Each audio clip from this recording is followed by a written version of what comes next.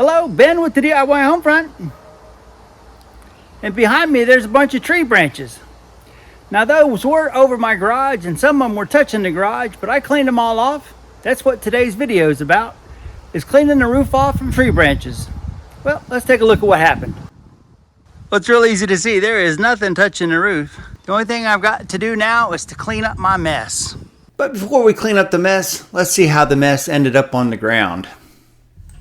Well, let's climb the ladder and get back up on the roof, but wow, look at all those limbs. We're gonna have to trim some of those back. And when I say some, I mean all that are touching the roof. But I still would like to get this job done so we can get this ladder and put it away. So none of these tree branches look too low right now, but let it rain and them get all the weight of the water on the leaves and they will end up rubbing on the roof. Well, I was reviewing my stats and I was really surprised. I even have some people watching in Kenya. The tool you see me using is a DeWalt 20-volt battery operated pruner. And I picked this up from one of the box stores for a little over $100 and it came without a battery. So if you don't already have some DeWalt power tools, it's not going to do you much good to get their pruner. But at any rate, in the past I had those two-handled long pruners, and that took a lot of effort, both in muscle and movement, and those aren't the kinds of movements you want to be making when you're on top of a roof and you're fearful of falling.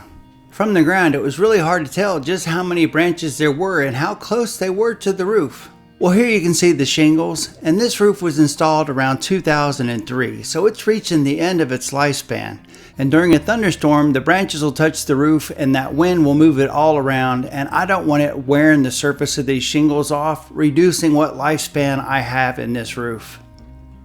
And here you can see, if you look at this shingles, a lot of the granules that are impregnated onto the fiberglass backing are already missing. Like I said, this roof's getting to the end of its lifespan. I don't know if you can tell, but I have trimmed some of these branches before. Especially on this one branch that comes over. There were two big limbs that used to come straight towards the garage and those limbs would rub on the roof, and I just cut that whole branch off. But I'd like to keep as much shade as possible on the roof, so normally I try to just trim from the bottom, reducing some of the weight of the branches so the branches lift up, but also just reducing anything that might be low enough that when it's wet it'll rub on the shingles. Well, the pruner sure does make quick work of this, and once I've got the branches cut, I just throw them off the roof, and that's how we ended up with that great big pile of branches in front of the garage door that started this video. Well, these are the DeWalt pruners I was talking about.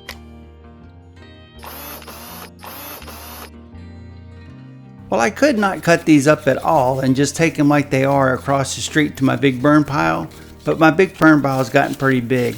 So I'm going to go ahead and cut all these branches up so that they're a smaller size and easy to burn on my fire pit right off of the back deck. And you can see any of the power tool batteries will clip into this pruner and work just fine. A little bit of cleanup with the rake and maybe the blower to blow the driveway off, and we'll be headed to the fire pit. Trimming the branches back is normally just a once a year kind of task, so once I've got this done, I'm good till next year. Well, there you go. Definitely not touching the roof anymore. And there's one small pile over here we need to get. But first, let's light the fire up and burn everything. Really gonna have to stay on it today because it's a little windy.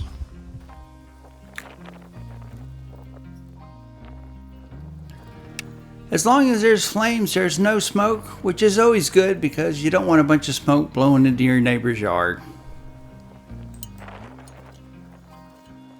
Well, all I do is I take a handful of the branches that I've cut up and throw that on the fire and just give it a few minutes for it to burn down some, and then I'll put another little bit on the fire. After I complete this task many times over, the trailer's emptied and I can go get the last little bit of sticks that were in the backyard. But this time I'm going to cut the branches over the fire with the pruner and just let the branches fall into the fire.